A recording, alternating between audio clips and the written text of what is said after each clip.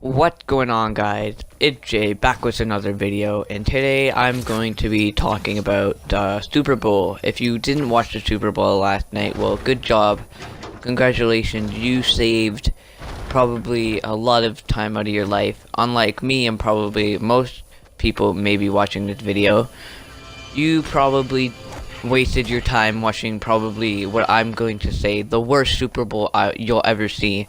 I don't think any Super Bowl, maybe from here on out, can be worse than that, unless it's like the Buffalo Bills versus like some other crappy team. Anyways, yesterday, I was, pretty hyped up for the Super Bowl. I wouldn't say I'm a super, big football fan, but I'm pretty decent. I know most of the famous players. I know most of the rules. I know all the teams. I'm pretty decent football fan. I love the game. I love playing the game. I love watching the game. It's just everything about it. I love it. All right.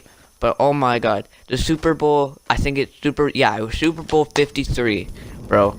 New England versus Rams. Worst Super Bowl I've ever seen in my lifetime. And I'm like turning 15 this month, so I've seen quite a bit of Super Bowls in my lifetime, and oh my God, just gonna say it.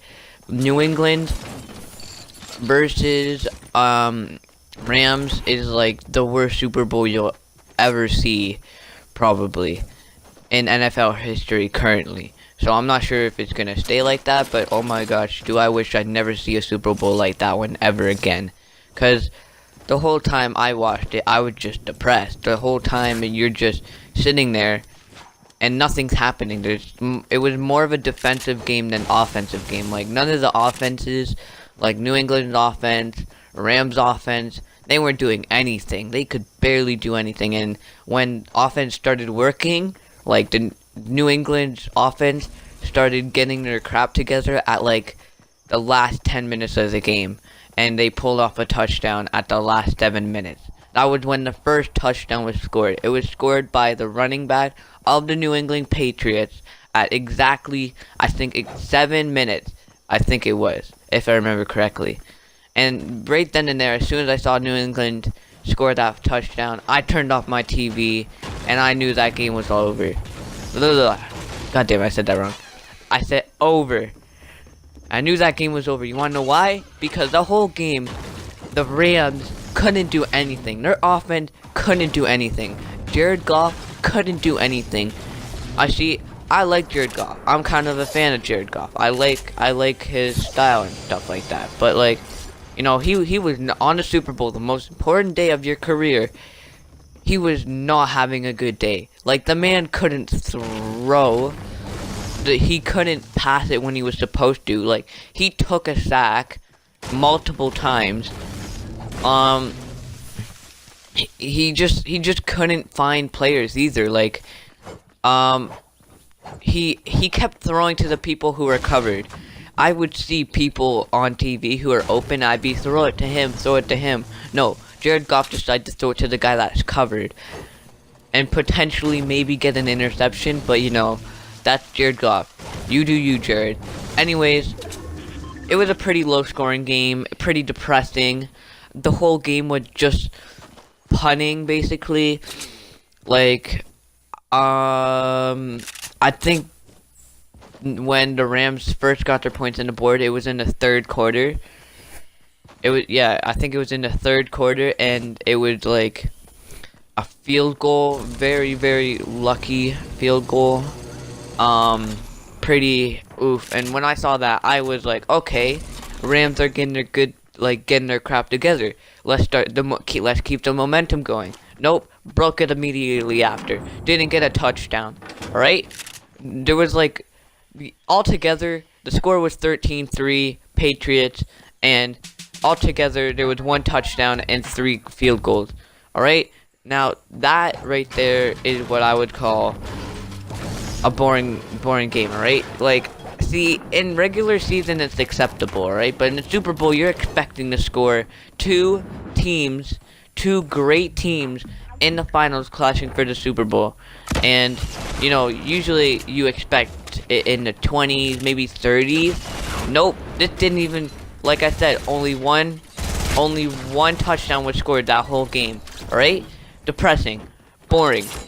Whole time it was punting and kickers.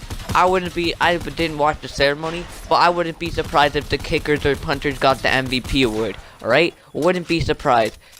And for the Patriots, the only people that were carrying that team on the Patriots was I think his name's Elderman, the wide receiver for the Patriots, and the running back. I think he's a rookie or he's a senior in the football league.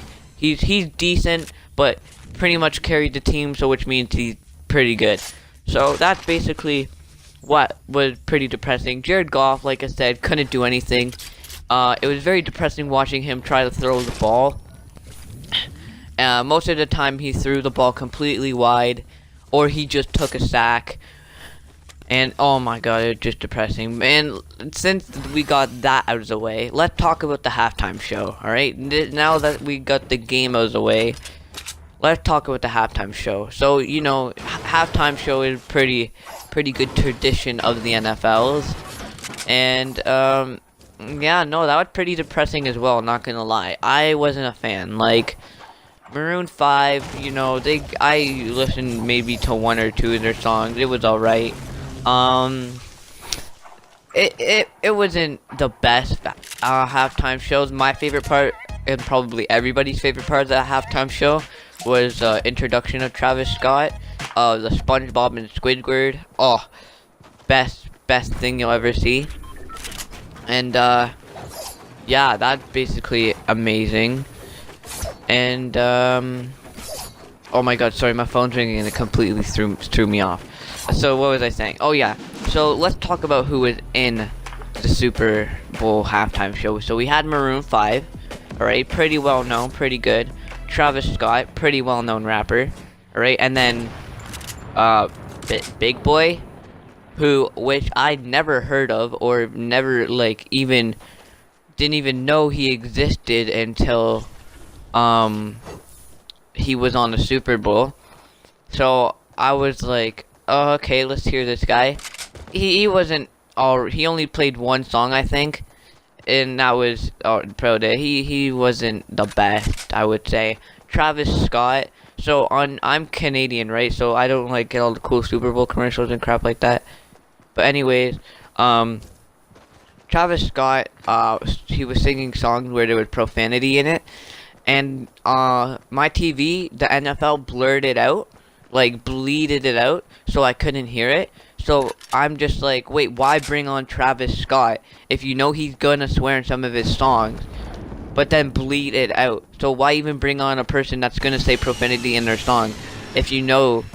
Like, I don't understand the NFL and what they were trying to do. Like, I wanted to hear the full song, but nope, they had to bleep it out. So, you know, that's pretty depressing.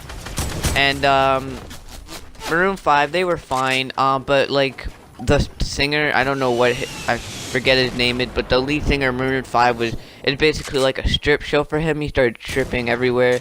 You know, I kind of left after he took his shirt off. And, you know, all in all, you know, the halftime show was depressing. I'm pretty sure most fangirls, when they heard that, song of Cardi, Girls Like You, all the fangirls were probably like, oh my god, Cardi B's coming out. I know my sister was. She was all ready for it. But, you know, she didn't come out. Anyways, apparently the reason why there's no, like, you know, good celebrity, top dog celebrities is because of that, you know, kneeling movement or whatever. Like, I thought that was over now, but apparently it's still gonna ruin your reputation. But, like, come on, everybody in the filming industry is such divas. Like, come on, guys. I don't even think it really, like, it's over, but you're still caring about it. But, you know, that's all I have to say for this video. Super Bowl was probably very depressing. If you're gonna watch highlights of it, don't bother. There's probably only gonna be 2. But that's all for this today in this video. I can't believe it's a long one, but you know, boys and girls, you do you, and this is it's Jay signing off. Peace.